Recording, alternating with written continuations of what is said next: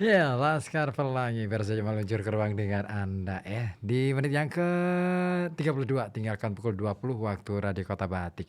Saya sapa terlebih dahulu yang sudah bergabung untuk kesempatan malam hari ini ada Pak Iwan di Api-Api Wonokerto.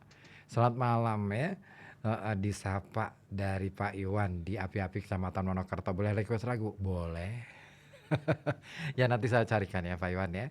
Baik, terima kasih. Dan masih kita selesaikan, kita rampungkan untuk satu bab buku The Psychology of Money karya Morgan Housel. Nah, ini buku yang sebenarnya bisa menggugah kita ya untuk bagaimana sih caranya kita sebenarnya kita mari deh kita membaca diri sendiri sebenarnya seberapa jauh kita bisa mengelola keuangan kita sehingga kita benar-benar mampu melakukan yang terbaik untuk kehidupan kita. Nah, dan buku ini seperti menyadarkan kita ya bahwa ternyata sekaya apapun orang, sehebat apapun seseorang, apabila dia tidak membatasi diri dalam berperilaku, dia suatu ketika akan hancur juga. Nah, seperti juga dengan yang dituliskan oleh Morgan pada bagian berikutnya. Dia menulis begini, mempelajari orang tertentu bisa berbahaya karena kita cenderung mempelajari contoh ekstrim, miliarder, CEO, atau kegagalan besar yang mendominasi berita, dan contoh ekstrim seringkali adalah yang paling tidak bisa ditiru di situasi lain karena kompleksitasnya.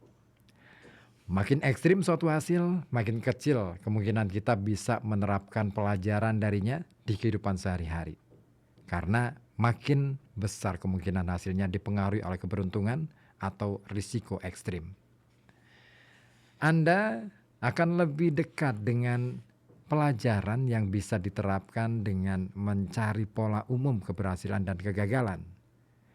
Makin lazim polanya, makin bisa dipakai dalam hidup Anda. Mencoba meniru keberhasilan investasi Warren Buffett itu sukar. Karena hasil Buffett sangat ekstrim, sehingga peran keberuntungan dalam hidupnya mungkin besar. Dan keberuntungan bukan sesuatu yang bisa ditiru. Namun menyadari bahwa orang yang punya kendali atas waktunya sendiri seperti akan kita lihat di bab 7. Cenderung lebih bahagia dalam hidup adalah pengamatan yang cukup luas dan umum sehingga Anda bisa melakukan sesuatu mengenainya. Ahli sejarah favorit saya, Frederick Lewis Allen, menghabiskan karirnya menggambarkan kehidupan rata-rata orang Amerika. Bagaimana mereka hidup, bagaimana mereka berubah, apa pekerjaan mereka, apa makan malam mereka, dan lain-lain. Ada lebih banyak pelajaran relevan yang didapat dari jenis pengamatan luas itu daripada mempelajari hal-hal ekstrim yang cenderung mendominasi berita. Bill Gates pernah berkata, keberhasilan adalah guru yang payah, membuat orang pandai berpikir tak bisa kalah. Ketika keadaan sedang sangat bagus, sadari bahwa itu tak sebagus yang Anda pikirkan. Anda tidak tak terkalahkan. Dan jika Anda mengakui bahwa keberuntungan memberikan keberhasilan kepada Anda, maka Anda harus percaya saudaranya keberuntungan, yaitu resiko yang bisa memutarbalikkan cerita Anda dengan sama cepatnya. Namun, itu juga berlaku ke arah sebaliknya. Kegagalan bisa menjadi guru yang payah karena membuat orang pandai berpikir keputusannya buruk padahal kadang mereka sekadar sial. Trik menghadapi kegagalan adalah menata kehidupan finansial sedemikian rupa sehingga satu investasi buruk di sini, satu kegagalan mencapai tujuan finansial di sana tak membuat Anda habis dan Anda masih bisa terus bermain sampai beruntung.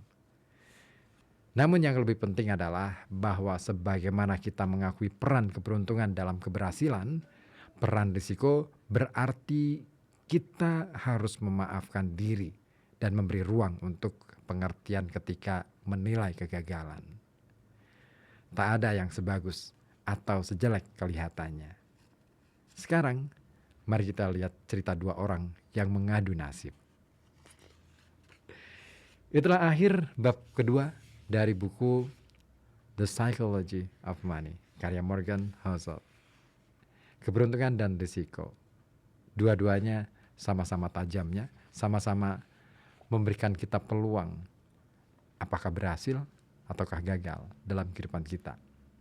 Tetapi yang paling penting adalah bukan berarti kita harus takut pada kegagalan, tetapi terus saja jalan dan belajar dari setiap apa yang kita hadapi. Risiko itu pasti, tetapi apakah kita beruntung? Belum tentu. Segala sesuatu memang patut untuk diperhitungkan, tetapi di dalam perhitungan itu kita perlu melakukan refleksi terhadap diri kita sendiri, bukan untuk menilai orang lain.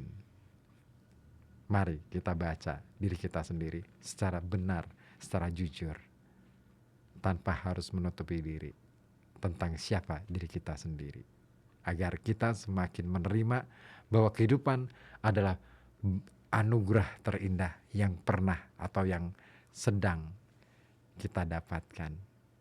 Dan disitulah ada banyak makna yang perlu kita jalankan.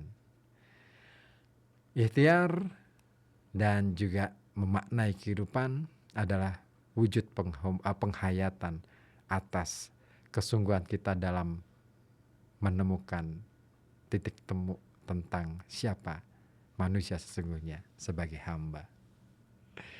Oke, masih akan kita lanjutkan kebersamaan kita di perjalanan Halo Kota Batik.